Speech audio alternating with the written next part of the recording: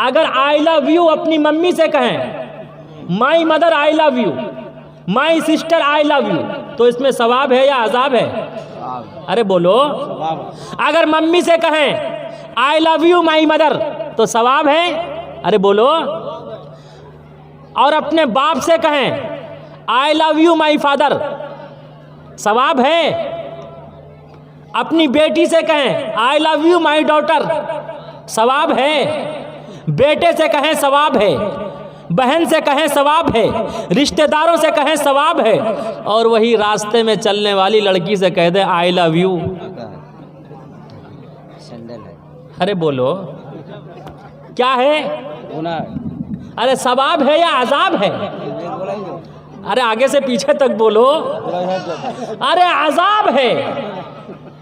बल्कि हिफ्जुर रहमान भाई कह रहे हैं कि वो तो सैंडल है। मिर्ज़ा गालिब से किसी ने कहा चप्पल मुज़क्कर है या मुअन्नस? तो मिर्ज़ा गालिब ने कहा कि अगर ज़ोर से लगे तो मुज़क्कर, आहिस्ता लगे तो मुअन्नस। का चप्पल जेंट्स है या स्त्री है? दूसरे लफ्ज़ों में चप्पल जेंट्स है या स्त्री है? तो मिर्ज़ा गालिब ने कहा कि अगर ज़ोर से लगे तो जेंट्स है, आहिस्ता लगे तो स्त्री है। लेकिन याद रखो, मैं कहता हूं जोर से अगर लगेगा तो वो चप्पल या तो बाप का लगेगा, या भाई का लगेगा, या असातिज़ा का लगेगा, या बड़ों का लगेगा, या इर्द गिर्द के जिम्मेदारों का लगेगा। लेकिन आहिस्ता अगर लगेगा तो वो जोर से भी ज्यादा वजनी होगा। अरे यही आई लव यू का थप्पड़। बात बात पर मरना, लड़ना, झगड़ना, शराब नोशी, कीमारबाजी, जुल्म ज़्यादती आम हो चुकी थी। एक भाई दूसरे भाई का गला काट कर उसकी खोपड़ी में शराब पिया करता। अगर किसी के फादर का, किसी के पिता का इंतकाल हो जाता, डेट कर जाते, तो उसका पुत्र अपनी मम्मी को बाप की विरासत समझकर अपनी मम्मी के साथ जिना किया करता, अपनी मां के साथ जिना करता। रूम और फारस में औरतों की मंडियां लगती, गाजर और मूली की तरह औरतों को बाजार से खरीदा जाता। औरत सिर्फ औरत थी, औरत न किसी की मां थी, न किसी की बेटी थी, न किसी की दादी थी, न किसी की नानी थी। औरत सिर्फ औरत थी। सारी इंसानियत तबाही और बर्बादी के दहाने पर खड़ी कपकपा रही थी। बाज घराने में संग दिली का यह आलम था। जब बच्ची की उम्र 5-6 वर्ष को पहुंचती तो उसका जालिम बाप अपनी बच्ची को बना सवार कर एक सुनसान जंगल में ले जाता, वहां ले जाकर गड्ढा खोदता। उसी को वेद में भी कहा गया, दावदश्याम शुक्ल पक्षस्य माधवे माशी माधव जाते ददर्शतु पितरम पितरो हष्टमांसो। पुत्र का बाप, पिता अपनी बच्ची को बना सवार कर सुनसान जंगल में ले जाकर गड्ढा खोदता। गड्ढा खोदकर उस बच्ची को गड्ढे में धकेल दिया करता। लड़की चीखती चिल्लाती, बाप से दया तलब करती। बुखारी की रिवायत है, या अबता इरहम, या अबता इरहम, या अबता इरहम, है मेरे पिता मेरे ऊपर कृपा करो, है मेरे पिता मेरे ऊपर दया करो। लेकिन उस जालिम बाप को जर्रा बराबर रहम नहीं आता। पूरी तारीख में, पूरी हिस्ट्री में इससे बढ़कर सफाकी, इससे बढ़कर दरिंदगी, इससे बड़ा जुल्म, इससे बड़ा सितम, इससे बड़ा अत्याचार और क्या हो सकता है कि एक जालिम बाप अपनी बच्ची को बना सवार कर उसे जिंदा दरगोर कर दे, पैबंदे खाक कर दे। और खुदा की कसम, जिस वक्त एक बाप अपनी पुत्री को जेरे जमी करता होगा, उस वक्त दर्द व अलम के क्या समा गुजरते होंगे। क्या जमीन व आसमान, धरती और आकाश उस मंजर को देखकर कांप न गया होगा। क्या दीगर हैवानों का दिल उस मंजर को देखकर तड़प न गया होगा। खुदा की कसम, जब सारी इंसानियत तबाही और बर्बादी के दहाने पर खड़ी कपकपा रही थी, तो ऐसे नाजुक मोड़ पर उन मासूम कलियों ने अल्लाह के सामने हाथ फैलाकर दुआ की, ऐ मालिक कायनात, ऐ खालिक कायनात, ऐ ज़मी को ज़मा को, मकी को मका को, आसमानों को ज़मीनों को, दरियाओं को जंगलों को, बयाबानों को वीरानों को पैदा करने वाले, मुझे इन जालिमों के जुल्म से बचा ले, मुझे इन शैतानों की शैतानत से बचा ले। तो अचानक अर्श अजीम थर्रा उठा। फिर इस रूए जमीन पर एक ऐसा अंतिम महापुरुष उपस्थित हुआ जिनका अखलाक भी उम्दा, किरदार भी उम्दा, सीरत भी उम्दा, सूरत भी उम्दा, चेहरा भी उम्दा, जिनकी जुल्फे भी उम्दा, जिनके होंठ भी उम्दा, जिनके रुखसार भी उम्दा, जिनकी आंखें भी उम्दा, जिनकी पेशानी भी उम्दा, जिनकी गर्दन भी उम्दा, जिनका बाजू भी उम्दा, जिनकी हथेली भी उम्दा, जिनकी हथेली की उंगली भी उम्दा, जिनकी शिकम भी उम्दा, जिनकी पुश्त भी उम्दा, जिनका सीना भी उम्दा, और जिनकी पेशानी की धड़कन और दिल भी उम्दा, जिनकी कमर भी उम्दा, जिनका जानू भी उम्दा, जिनका घुटना भी उम्दा, जिनकी पिंडली भी उम्दा, जिनका तलवा भी उम्दा, जिनके तलवे का धूल भी उम्दा। सुभान अल्लाह।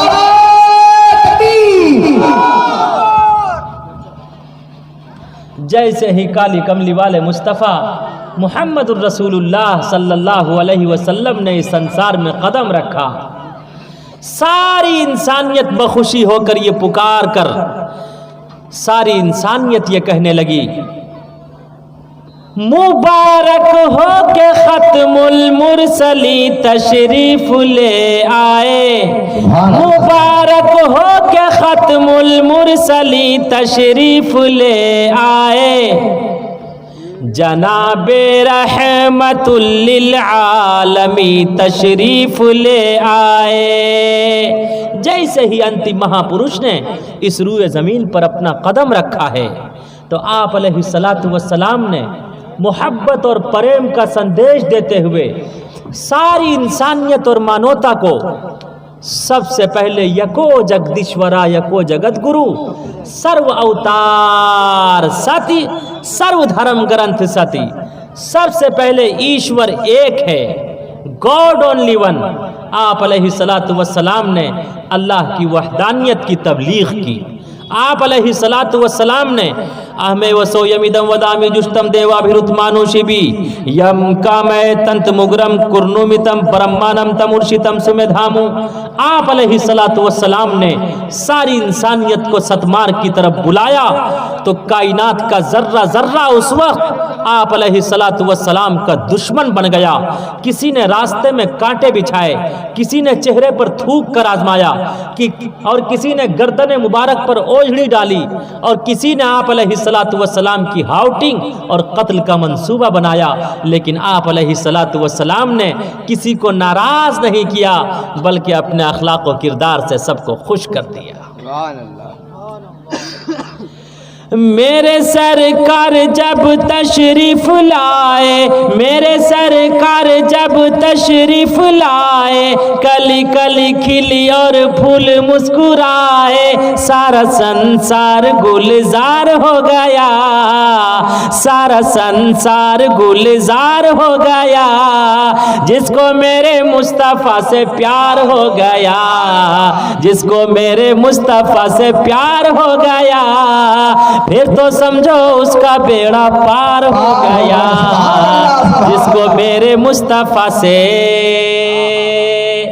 आप अलैहिस्सलातु वस्सलाम ने अपने अखलाक और किरदार से सबको खुश कर दिया।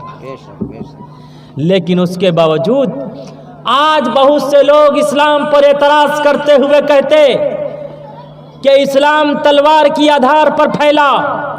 अगर इस्लाम तलवार की आधार पर फैलता, खुदा की कसम तुम तो दूर की बात 850 साल मुसलमानों ने हुकूमत की, खुदा की कसम कोई हिंदू नजर नहीं आता। हम मुसलमानों ने हमेशा मोहब्बत और प्रेम का संदेश देते हुए हमेशा सबसे मोहब्बत की है और मोहब्बत और प्रेम के साथ अपना जीवन बिताया है। अगर इस्लाम तलवार से फैलता तो खुदा की कसम आज मुसलमान के सिवा कोई नजर नहीं आता। लेकिन हिदायत देने का मालिक तो सिर्फ और सिर्फ एक ईश्वर और परमात्मा है।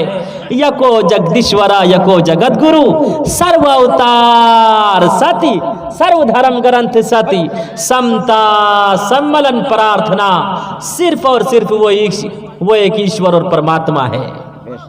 तो आज मैं ये क्लियर कर देना चाहता आपके सामने। आज बहुत से लोग ये सवाल करते हैं काफिर किसे कहते हैं, व्हाट इज द काफिर, काफिर का अर्थ क्या है, काफिर का मीनिंग क्या है। और बहुत से हमारे हिंदू भाई कहते हैं कि इस्लाम में काफिर को कत्ल करने की इजाजत है, इस्लाम में काफिर को कत्ल करने का अधिकार, दिशा और निर्देश मौजूद है। आज मैं ये क्लियर कर देना चाहता, आपसे भी अगर कोई ये सवाल करे काफिर किसे कहते, काफिर का अर्थ है एक धर्म का मानने वाला। सावन ठीक है, हजरत हल्का बोल रहे हैं ना, उसकी लिए आवाज जा रहा है। नहीं सावन ठीक है, ठीक है, रहने दीजिए रहने दीजिए, आवाज बहुत अच्छा है हल्का की। देखिए चूंकि मुसलसल 2 महीने से कोई दिन खाली नहीं है, तो जाहिर सी बात है मैं भी इंसान हूँ, तो ये है कि वक्तन फवक्तन जहाँ वैसी ज़रूरत पड़ेगी तो आवाज़ बुलंद होगी और आप वहाँ से हट जाइए, वरना आपको सब परेशान करेंगे। ठीक है, और मसला यही है कि किसी को छेड़ो मत, वरना कोई छोड़ेगा नहीं, तो वहाँ से हट जाइए, आप हट के बैठिए, वरना कोई कहेगा इधर सीधा करो, कोई उधर, बल कान पकड़ के अमेठते रहिए। आप उसका बैठेंगे, सब लोग आपका बैठेंगे, इसलिए वहाँ से थोड़ा सा आप हट के रहिए। The believers said to their apostles, we will drive you out of our land. आप थोड़ा एक तरफ में हो जाइए। तो व्हाट इज द काफिर, काफिर का अर्थ है एक धर्म का स्वीकार करने वाला दूसरे धर्म की निगाह में काफिर है। एक धर्म गुरु दूसरे धर्म गुरु की निगाह में काफिर है। आसान लफ्ज में इसे यूं समझिए, आसान शब्द में, हिंदू मुस्लिम की निगाह में काफिर, मुस्लिम हिंदू की निगाह में काफिर, क्रिश्चियन सिख की निगाह में काफिर, सिख क्रिश्चियन की निगाह में काफिर। लेकिन काफिर का अर्थ ये बिल्कुल नहीं कि एक धर्म का स्वीकार करने वाला दूसरे धर्म के स्वीकार करने वाले को कत्ल की इजाजत देता। जब जब धर्म के हानि होई बाढ़ी असुराधम अभिमानी। धर्म गलत नहीं होता, मनुष्य का कर्म गलत होता। हाथ में माला है, गले में माला है, लेकिन दिल सरापा काला है। माला फेरत जुग भया, माला फेरत जुग भया, फिरा न मन का फेर कर का मन का डार दे, मन का फेर, मन का फेर। आज जरूरत है कि हम सब अपने मन के पाप को पाक और पवित्र करें। जब तक हमारे मन का पाक और पवित्र नहीं होगा, उस वक्त तक ईश्वर की तरफ से अधिक कृपा नहीं होगी। अंतिम महापुरुष अगर इस्लाम तलवार से फैलता और इस्लाम में काफिर को कत्ल करने की इजाजत, अधिकार और आदेश होता, आपने सुना होगा, बल्कि हिंदू भाई भी ये किस्सा सुनाते हैं कि एक क्रिश्चियन तलवार लेकर काली कमली वाले मुस्तफ़ा सल्लल्लाहु अलैहि वसल्लम के घर आया। आने का अंदाज बड़ा अजीबो गरीब है। हाथ में नंगी तलवार लेकर आता है, कलाम गुस्ताखाना है, ना अदब है ना एहतराम है। आकर कहता है कि मोहम्मद, मैं तेरा मेहमान हूँ, दूर से आया हूँ, थका मांदा हूँ, भूख और प्यास से बेचार हूँ, सबसे पहले तुम मुझे भोजन कराओ। ओ दुनिया वालों, और अपने आप को उशाक़ नबी कहने वालों, ज़रा मेरे नबी का अखलाक देखो, मेरे नबी का कैरेक्टर देखो, मेरे नबी का अतवार देखो। आप अलैहिस्सलातु वस्सलाम ने फरमाया, आप तशरीफ़ रखिए, आप यहीं पर बैठिए। दस्तरखान बिछाया, घर में जो खाना हाजिर था दस्तरखान पर पेश कर दिया। वो क्रिश्चियन रोटियां तोड़ तोड़ कर कुछ खाता है, कुछ जमीन पर गिराता है। अंतिम महापुरुष अपनी निगाह नबूवत से देख रहे हैं कि आज मेरे ही दस्तरखान पर मेरी सुन्नत की धज्जियां उड़ाई जा रही है, लेकिन आपने न रोका, न टोका, न बुरा भला कहा, बल्कि आप अलैहिस्सलातु वस्सलाम ने उनसे प्रेम किया, उनका सम्मान किया और उनको भोजन कराया।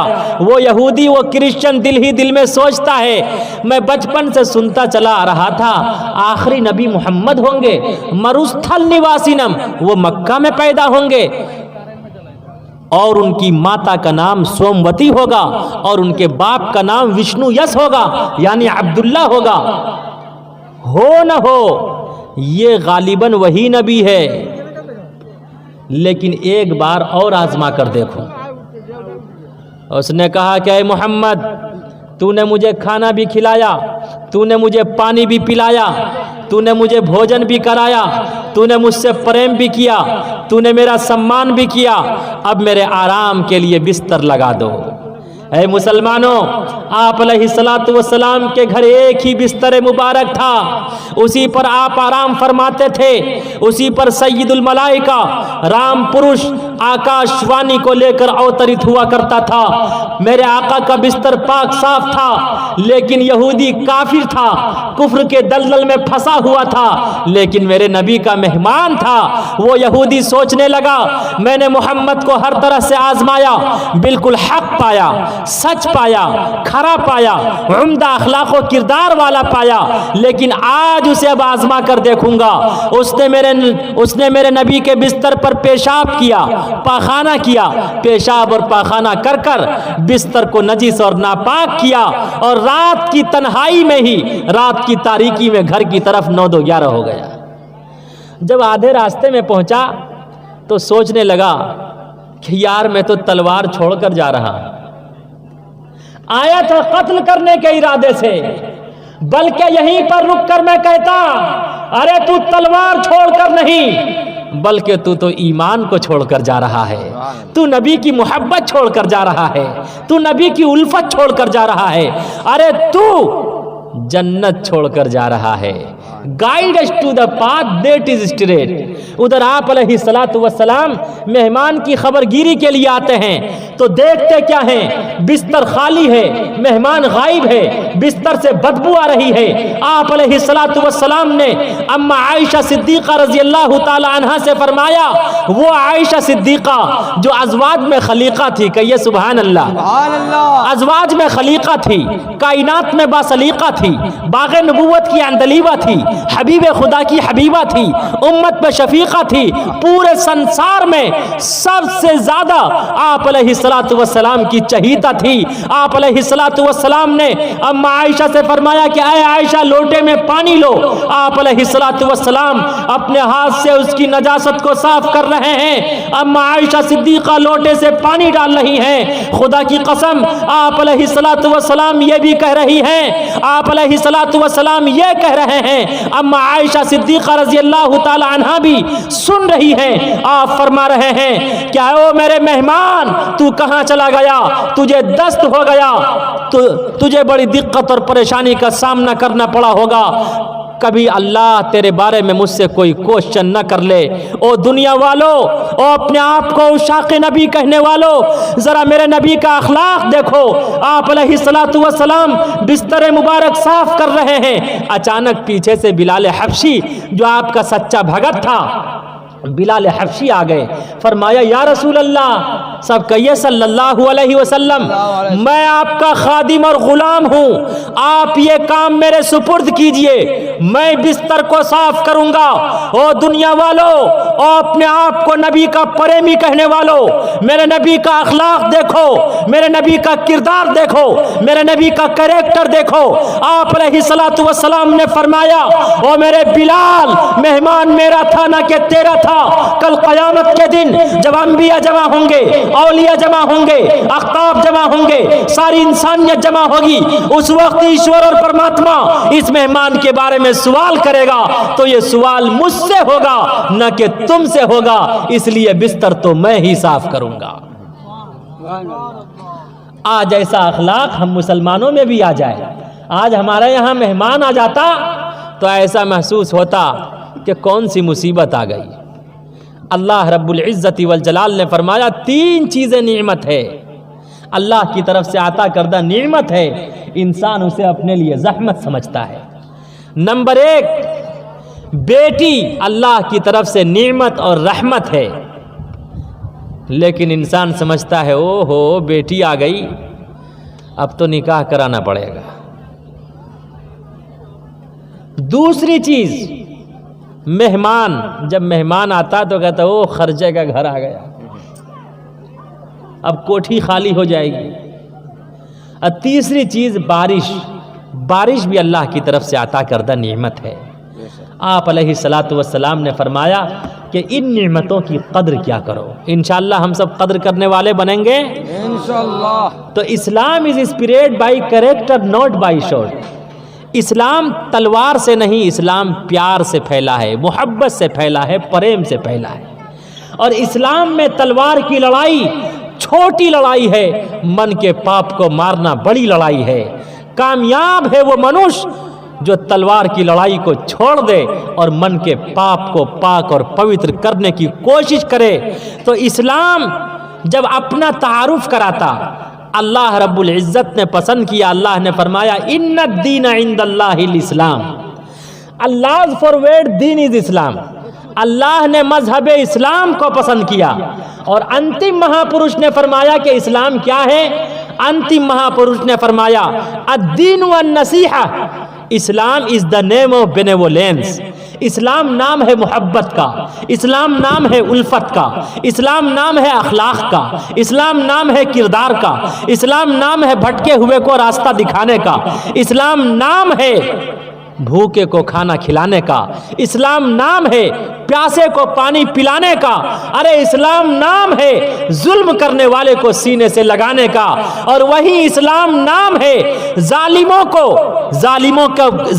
को मजलूम को जालिमों के जुल्म से बचाकर जालिमों के पंजे को मरोड़ने का नाम भी इस्लाम है, सिर्फ और सिर्फ मोहब्बत और प्रेम का नाम ही नहीं। एक यहूदी मस्जिद नबी में आया, आप उस वक्त वो मस्जिद कच्ची थी, आकर पैंट का चैन खोला, चालू कर दिया, पेशाब करना शुरू कर दिया। सहाबे किराम लपके मारने के लिए, आप अलैहिस्सलातु वस्सलाम ने फरमाया नहीं नहीं, अभी ये बुद्धिमान नहीं है, जब इसके अंदर समझ होगी तो ये कभी भी मस्जिद में पेशाब नहीं करेगा। वहां ऐसा अखलाक पेश करना था। और वही आप अलैहिस्सलातु वस्सलाम जब मस्जिद जा रहे थे तो देखा कि दीवार पर थूक पड़ी हुई है, किसी ने थूक दिया है। जैसे आजकल के नौजवान गुटखा उठका खाते हैं, मस्जिद में जाकर थूक देते हैं, या इर्द गिर्द में या दीवार पर थूकते हैं। आप अलैहिस्सलातु वस्सलाम ने जैसे ही मस्जिद की दीवार पर थूक देखा, आप अलैहिस्सलातु वस्सलाम ने फरमाया कौन है जिसने मस्जिद की दीवार पर थूका है। आप अलैहिस्सलातु वस्सलाम का चेहरा लाल पीला हो गया, आप गुस्से में आग बगोला हो गए। क्यों? अरे वहां यहूदी पेशाब कर रहा है मस्जिद के अंदर, आप गुस्से में आग बगोला नहीं हो रहे, आप इमोशनल नहीं हो रहे हैं, लेकिन यहां पर सिर्फ दीवार पर थूक पड़ा हुआ है, आप गुस्से में आ रहे हैं। वजह यह है कि वहां पेशाब करने वाला यहूदी था, वो ला इल्म था, उसे पता नहीं था, या वो आपको चिढ़ाने के लिए कर रहा था। लेकिन यहां जो मस्जिद पर थूका है, ये कोई न कोई मुसलमान थूका है। अरे वो मुसलमान जो ईश्वर और परमात्मा को मानता हो, अपने सजदों से मस्जिद को सजाता हो, वो मस्जिद की दीवार पर थूके, ऐसा हो ही नहीं सकता। अरे मुसलमान तो पैदा किया गया है ईश्वर और परमात्मा की इबादत और रियाजत के लिए, और ईश्वर और परमात्मा के घर की हिफाजत के लिए। तो अखलाक सिर्फ नरमी का नाम नहीं है। ये जो लाइट जल रही है इसमें गर्म तार भी है, नर्म भी है। तो नरमी और गर्मी, बस शर्त यह है कि नरमी के मौके पर नरमी दिखाएं और गर्मी के मौके पर। लेकिन क्या बताऊं ऐ मुसलमान, तुमसे नादानी तेरी, नाम को बस रह गई है अब मुसलमानी तेरी। आज हम फौरन ऐसी गर्मी दिखा देते। प्रोफेट मोहम्मद से divorce is the most displeasing thing to Allah above all the lawful things. एक पति ने बड़ी मोहब्बत से अपनी पत्नी को अपने करीब बुलाया, कम हियर, इधर आओ। उसने फौरन गुस्से में कहा, हट जहन्नमी। वाइफ ने अपने हस्बैंड से कहा, हट जहन्नमी। पति ने फौरन कहा कि अगर मैं जहन्नमी हुआ तो तुझे तीनों तलाक। आज ये हो रहा है या नहीं? बोल तो दिया, लेकिन बोलने के बाद फिर आहो बुका सावन भादो की तरह आंसू बरसाने लगा कि मौलाना खादिम हुसैन साहब इस मसले को हल कर दीजिए, मसला मुसला हो गया। हिफ्जुर रहमान भाई जल्दी से हल करवाइए, कारी साहब जल्दी से हल करवाइए, देखिए मुफ्ती साहब को पकड़िए। बोल तो दिया, लेकिन उसके बाद आहो भूखा करने लगा, अख्तर शुमारियां करने लगा, रोने लगा, गिड़गिड़ाने लगा। अरे हिचकियां बन गई। तमाम के तमाम उलमा को, मुफ्तियान किराम को जमा किया गया। कहा कि बताइए तलाक वाक़े हुई या नहीं? कहा तलाक वाक़े हो गई। एक ने कहा तलाक वाक़े हो गई, दूसरे ने कहा तलाक पड़ गई, तीसरे ने कहा पड़ गई, चौथे ने कहा पड़ गई, सब ने कहा पड़ गई। लेकिन एक इमाम अबू हनीफा का शागिर्द था। इमाम अबू हनीफा के शागिर्द ने उसको अपने करीब बुलाया और कहा कि बता तूने कभी कोई गुनाह कबीरा किया है या नहीं?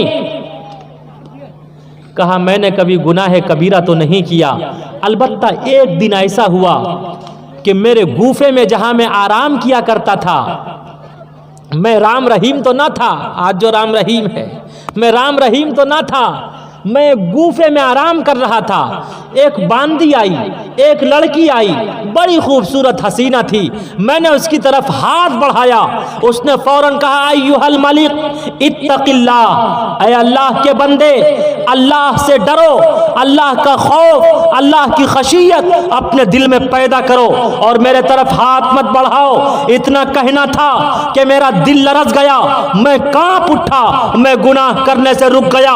उसके सिवा दुनिया में और मेरी जिंदगी में कभी ऐसा कोई दिन नहीं आया कि मैंने कभी किसी की तरफ कोई दस्त दराजी की हो, कभी कोई गुनाह किया हो या किसी गुनाह का इर्तिकाब किया हो।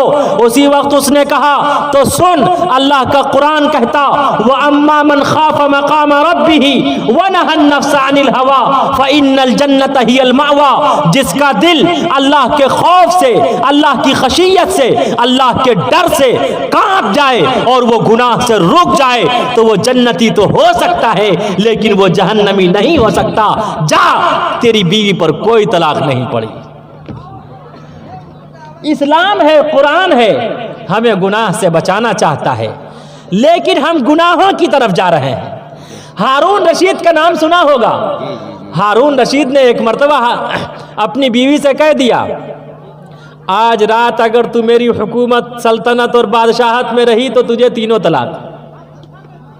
इतना बड़ा बादशाह जो आसमान में बादल देखता था तो कहा करता था, है बादल तू यहां बरस, वहां बरस, चाहे जहां बरस, तू जहां भी बरसेगा तो मेरी ही हुकूमत और सल्तनत में बरसेगा। इतनी बड़ी हुकूमत थी। और उस वक्त प्लेन का जमाना नहीं था कि मैं बैठा पटने से आज आपके पास पहुंच गया। उस वक्त प्लेन का जमाना नहीं था।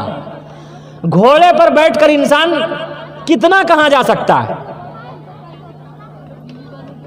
अब बहुत हैरानो परेशान, और जुबैदा उनकी बहुत खूबसूरत, पाक और पवित्र और सुंदर पत्नी थी। ऐसी होम मेकर थी कि उसका कोई जवाब नहीं। कह दिया, लेकिन पछताना शुरू कर दिया। तमाम के तमाम उलमा को, मुफ्तियाने किराम को इकट्ठा किया, कहा बता तलाक वाक़ हुई या नहीं। तमाम के तमाम उलमा ने यही फतवा दिया कि तेरी बीवी पर तीनों तलाक वाक़ हो गई। दूसरे ने भी, तीसरे ने भी, चौथे ने भी, सब ने यही कह दिया। लेकिन एट लास्ट में एक इमाम अबू हनीफा का शागिर्द था, उसने कहा सुनो, सारी इंसानियत बल्कि पूरी कायनात पर तुम्हारी हुकूमत हो सकती। आज रात इसको मस्जिद में ठहरा दो, इसकी हुकूमत, तमाम चीज़ों पर तुम्हारी हुकूमत हो सकती है, सल्तनत हो सकती है, हुक्मरानी हो सकती है, तुम सुपर पावर हो सकते। लेकिन याद रखो, मस्जिद पर अल्लाह के सिवा किसी की हुकूमत नहीं हो सकती। व अन्नल मसाजिद लिल्लाह फला तदउ मा अल्लाह। अरे मस्जिद तो अल्लाह का घर है, मस्जिद सिर्फ और सिर्फ ईश्वर और परमात्मा का घर है। आज रात अपनी वाइफ को मस्जिद के अंदर ठहराओ, खुदा की कसम इस पर कोई तलाक वाक़ नहीं होगी। इसलिए कि अल्लाह का कुरान कहता व अन्नल मसाजिद लिल्लाह फला तदउ मा अल्लाह। मस्जिद पर सिर्फ एक ईश्वर और परमात्मा की हुकूमत और सल्तनत चल सकती है। आज हम भी कैसी मोहब्बत और प्रेम करने वाले हैं, खूब कहते हैं आई लव यू। जानते हैं आई लव यू का क्या अर्थ है? नहीं जानते हैं? हिफ्जुर रहमान भाई कह रहे हैं मैं नहीं जानता हूँ। कारी साहब आप जानते हैं? हाँ ये जानते हैं। लेकिन आज मैं आप लोगों को बताना चाहता, आप लोग